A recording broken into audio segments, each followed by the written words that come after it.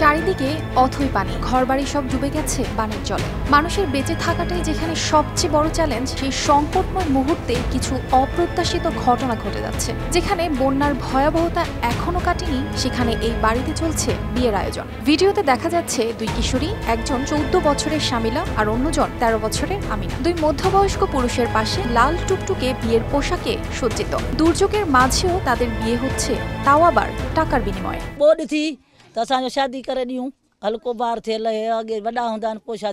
পাকিস্তানের সিন্ধু অঞ্চলের ঘটনা এটি। বন্যার কারণে সৃষ্ট ভয়াবহ পরিস্থিতিতে যেখানে মানুষের বেঁচে থাকাটাই সবচেয়ে বড় চ্যালেঞ্জ, সেখানে এই বাল্য বিয়ের ঘটনা সবার সামনে নিয়ে এসেছে একটি ভয়ানক চিত্র।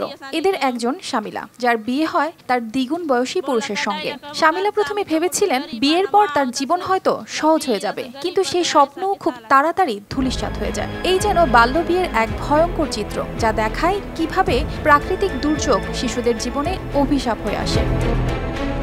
শামিলা আর আমিনা দুই কিশোরী কল্পনা করেছিল এক সুন্দর ভবিষ্যতের, কিন্তু প্রকৃতির নিষ্ঠুরতা আর অর্থনৈতিক অনিশ্চয়তা তাদের সে স্বপ্ন ভেঙে হয়েছে চুরমার। দারিদ্র্যের কষাঘাতে বাধ্য হয়ে তাদের পরিবার বিয়ে দেন। তারা হয়তো ভাবছেন বন্যার এই কঠিন সময়ে বেঁচে থাকার তাগিদে মেয়েদের বিয়ে দেওয়া হলে তাদের আর্থিক নিরাপত্তা নিশ্চিত করবে। সম্প্রতি বন্যা পরিস্থিতি পাকিস্তানের বাল্যবিবাহের হারকে নতুন করে বাড়িয়ে তুলেছে। গ্রামের বয়োজ্যেষ্ঠ মাই হাসানি জানান, আগে এত কম বয়সে মেয়েদের বিয়ে দিতে হতো না, কিন্তু এখন দারিদ্রতা থেকে মুক্তি পেতে পরিবারগুলো মেয়েদের বিয়ের বিনিময়ে অর্থ নিচ্ছে।